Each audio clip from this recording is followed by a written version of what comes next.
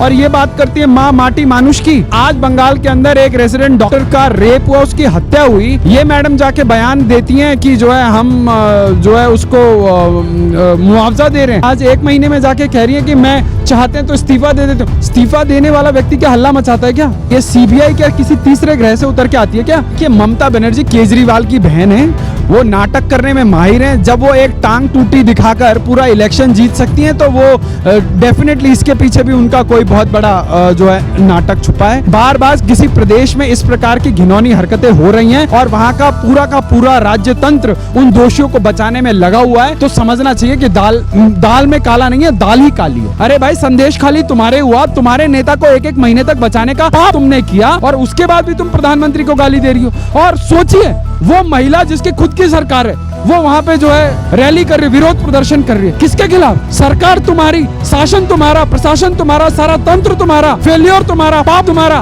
उसके बाद तुम क्या कर रही हो? खुद जो है वहां रैली निकाल रही हो। तो इससे बड़ा ढकोसला भारत की राजनीति में किसी ने नहीं किया होगा। ममता बनर्जी को सलाम है इतने बड़े नाटक करने के लिए। कलकत्ता में ट्रेनी डॉक्टर के साथ हत्या और रेप मामले को लेकर लगातार देश में आक्रोश है और कल ममता बनर्जी, जिनकी बात डॉक्टरों ने भी नहीं मानी, आज वही ममता बनर्जी कल रात को प्रेस कॉन्फ्रेंस करके वे कहती हैं कि आप लोग अगर चाहते हैं तो मैं इस्तीफा देने के लिए तैयार हूं। जो अभी तक ये कह रही थी कि पश्चिम बंगाल में आग लगाने की कोशिश की जा रही है, राष्ट्रपति शासन लगाकर जो है वो व्यवस्था को बेकार करने की कोशिश की जा रही है, आज वो ममता बनर्जी इस्तीफे की बात कर रही हैं। वेद शर्मा जी, कैसे देख रहे हैं ममता बनर्जी के स्टेटमेंट को? देखिए, ममता बनर्जी ड्रामा करने के लिए इस देश में मशहूर हैं।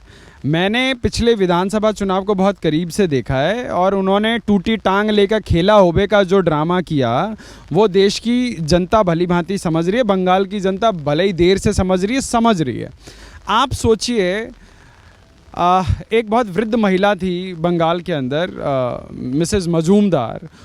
उनका बेटा भारतीय जनता पार्टी का कार्यकर्ता था। सिर्फ इसी वजह से उस महिला के घर में घुस के तृणमूल के गुंडों ने उस महिला के साथ मारपीट करी। आप सोचिए, 80 वर्ष से ऊपर की महिला को ब्लैक एंड ब्लू सुझा दिया गया था और ये ममता बनर्जी के मुंह से एक बार उफ तक नहीं निकली, उसका कंडेमनेशन तक नहीं किया। और ये बात करती है माँ माटी मानुष की।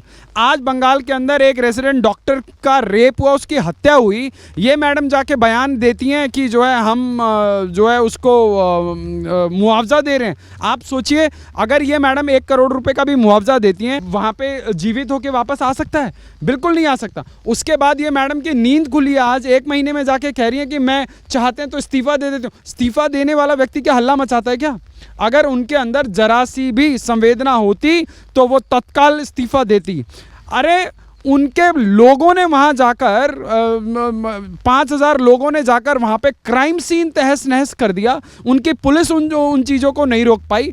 आप बताइए, वहां की पुलिस क्या कर रही थी? अगर आप पूरा का पूरा वो केस का पटाक्षेप देखेंगे तो आपको लगेगा कि वहाँ की सरकार जो है, वहाँ का जो एडमिनिस्ट्रेशन है, वहाँ की पुलिस है, वो चाहती नहीं कि लोगों को न्याय मिले। अगर राज्य सरकार चाहे तो 24 घंटों में न्याय मिल सकता था। 24 घंटे के अंदर वो दोषी पकड़े जा सकते थे। एक बात बताइए, सीबीआई क्या किसी तीसरे ग्रह से उतर के आती है क्या? जब क्राइम सीन में सारे सबूत मिटा दिए गए, सीबीआई क्या करेगी? सीबीआई सुपरमैन है? नहीं है ना। तो इस प्रकार की ये छोटी बातें करना, पहले तो उन्होंने जम के राजनीति करी, अब उनको याद आ रहा है कि डॉक्टरों के हड़ताल पे जाने पे कितने लोग मरे। जिस डॉक्टर को लोग भगवान का रूप मानते हैं, जिस डॉक्टर के सामने लोग जाकर जो अपने जीवन के लिए जो नतमस्तक हो जाते हैं, वो डॉक्टर हॉस्पिटल के अंदर सुरक्षित नहीं है। और ये इन मैडम को राजनीति करने से जो है फुर्सत नहीं मिल रही और आज बोल रही है कि डॉक्टरों के हड़ताल पे जाने पे इतने लोग मर गए। मैडम, उन लोगों के मरने में अगर किसी की जिम्मेवारी तय होती है तो वो आपकी होती है।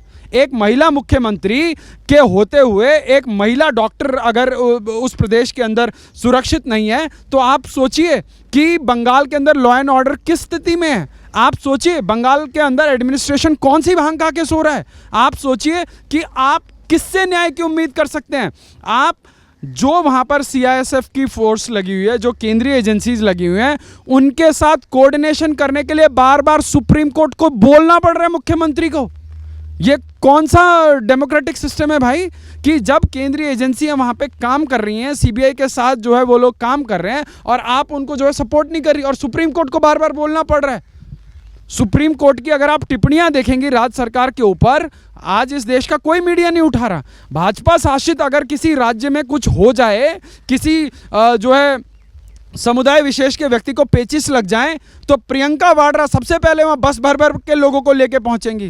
तमाम मीडिया जो है वहाँ पे पहुंच जाएगा कैंप करने के लिए। पर बंगाल में इतना बड़ा आंदोलन चल रहा है इतनी देर से, इस देश का मेन स्ट्रीम मीडिया आंख बंद करके बैठा है, वो गांधी जी के 3 बंदरों की तरह। ना मैंने कुछ देखा, ना मैंने कुछ सुना, ना मैंने कुछ बोलना है। आप सोचिए आप किससे न्याय की उम्मीद कर रहे हैं? देश का सुप्रीम कोर्ट चीख चीख के बोल रहा है कि भैया आपको कोऑपरेट करना पड़ेगा। उसके बावजूद वहां पे मैडम जो है नाटक कर रही हैं नवन्नों के अंदर, वहां कह रही हैं कि मैं 2 घंटे से बैठी हुई हैं। अरे भाई, अगर आपको इस्तीफा देना था, तो आपको लिटरली इस्तीफा देना था, तो आप इतना बड़ा ड्रामा नहीं क्रिएट करती। आप इस्तीफा देती, आप जो है वहां के पुलिस प्रशासन को टाइट करती। लोग बोलते हैं कि ममता बनर्जी स्ट्रीट फाइटर है। अरे भाई, ऐसे स्ट्रीट फाइटर का क्या जो अपने प्रदेश के अंदर एक महिला को सुरक्षा, एक महिला डॉक्टर को सुरक्षा नहीं दे सकती। आप सोचिए, और आम व्यक्ति, आम महिला, आम बहन बेटियों की इज्जत के साथ क्या हो रहा होगा। और उसके बाद उस केस के बावजूद भी बंगाल के अंदर कई तमाम ऐसे केस हो चुके हैं। आप बताइए उनके ऊपर क्या सुनवाई हो रही है, उनके ऊपर क्या एक्शन लिया जा रहा है। यदि उनके खिलाफ कोई बोल दे तो फट से जो है वहां की पुलिस का नोटिस आ जाता है। ममता बनर्जी वाकई में इस्तीफा देंगी या फिर सिर्फ और सिर्फ ये एक सिंपैथी कार्ड? देखिए, ममता बनर्जी केजरीवाल की बहन है, वो नाटक करने में माहिर हैं। जब वो एक टांग टूटी दिखाकर पूरा इलेक्शन जीत सकती हैं, तो वो डेफिनेटली इसके पीछे भी उनका कोई बहुत बड़ा जो है नाटक छुपा है, और वो इसी नाटक के तहत देश की जनता को, बंगाल की जनता को गुमराह करना चाहती हैं। परंतु भगवान के घर देर है अंधेर नहीं है, क्योंकि जो रोष बंगाल की जनता में है, और जो बंगाल की जनता सड़कों पर आकर अपना विरोध, अपना गुस्सा जो जाहिर कर रही है, मुझे लगता है कि ममता दीदी की सरकार के दिन पूरे हो चुके हैं। एक तरफ तो ममता बनर्जी शासन प्रशासन को लेकर ये कहती हैं कि मैं इस्तीफा दे दूंगी अगर आप लोग नाराज हैं या फिर आप लोगों को लगता है कि मैं गलत हूं, तो वहीं दूसरी तरफ बात ये भी है कि ममता बनर्जी की सरकार और पुलिस जिस तरीके से आंदोलनकारियों को जेल में डाल रही है, कह रही है तुमने परमिशन नहीं ली है तो उन लोगों को जेल में डाला। देखिए, ममता बनर्जी को इस्तीफा दिलाने के लिए कोई लोग प्रदर्शन नहीं कर रहे। लोग जो प्रदर्शन कर रहे हैं कि जो एक बहन के साथ, एक बेटी के साथ, एक डॉक्टर के साथ जो अन्याय हुआ है, जो बर्बरता हुई है, उसके दोषियों को आज तक वहां की सरकार क्यों नहीं पकड़ पाई? क्या वहां की सरकार उन दोषियों को बचाना चाहती है? क्या आरजीकर हॉस्पिटल के अंदर कुछ ऐसे कारनामे, ऐसे कांड होते हैं जिसके ऊपर सरकार पर्दा डालने के प्रयास कर रही है? इन सब चीजों के सवालों के जवाब वहां की जनता चीख चीख कर पूछ रही है कि जो लोग दोषी हैं, चाहे वो कमिश्नर के खिलाफ रोष हो, चाहे वो वहाँ के जो मेडिकल सुपरिटेंडेंट हो उनके खिलाफ रोष हो, और जो भी दोषी हैं उनके खिलाफ रोष हो, आज तक वहाँ की स्थानीय सरकार ने क्या किया? वहाँ की एक महिला मुख्यमंत्री, जिसको औरों से ज़्यादा संवेदनशील मान सकते हैं, एक महिला ही महिला के दुख को समझती है जो ये कहा जाता है, वो महिला मुख्यमंत्री होने के बावजूद उन्होंने क्या किया? अगर अभी तृणमूल के किसी नेता से इसके बारे में पूछ लो तो वो तमाम भारतीय जनता पार्टी के राज्यों में हुई एट्रॉसिटीज के बारे में बात करने लग जाएंगे। राज्यपाल ने कहा वो ममता बनर्जी का सोशली बहिष्कार करेंगे, पर सवाल ये भी है कि राज्यपाल आखिरकार कब पश्चिम बंगाल पर रिपोर्ट बनाकर राष्ट्रपति को भेजेंगे, क्योंकि मांग तो राष्ट्रपति शासन की भी हो। देखिए, मुझे लगता है कि संदेश खाली इससे पहले हुआ। संदेश खाली के आरोपी को वहाँ की सरकार ने कितना बचाने की, कितना छुपाने की कोशिश करी, ये देश के सामने है। और उसके बाद भी देखिए, एक बार गलती होती है, 2 बार गलती होती है, और अगर बार बार किसी प्रदेश में इस प्रकार की घिनौनी हरकतें हो रही हैं और वहाँ का पूरा राज्य तंत्र उन दोषियों को बचाने में लगा हुआ है, तो समझना चाहिए कि दाल में काला नहीं है, दाल ही काली है। ये स्किल इशू नहीं है, ये विल इशू है कि आप उन बहन बेटियों के अपराधियों को बचा क्यों रहे हैं। आप उन तमाम, जब आप बात करती हैं, आप सोचिए, राज्य सरकार उनकी, गृह मंत्रालय उनके पास, स्वास्थ्य मंत्रालय उनके पास, वो बिल लेके आती है और प्रधानमंत्री के ऊपर अनाप शनाप बोलते। अरे भाई, राज्य सरकार तुम्हारी है, थोड़ा बहुत फेडरलिज्म समझ आता है कि नहीं आता? या आप अपनी तरह सबको समझती हैं कि मैं सुबह उठती हूँ, मैं सारा काम ट्रेडमिल में कर लेती हूँ, 1 घंटे में सारा काम ट्रेडमिल में निपटा देती हूँ। वो वीडियो बड़ा वायरल हुआ ममता जी का।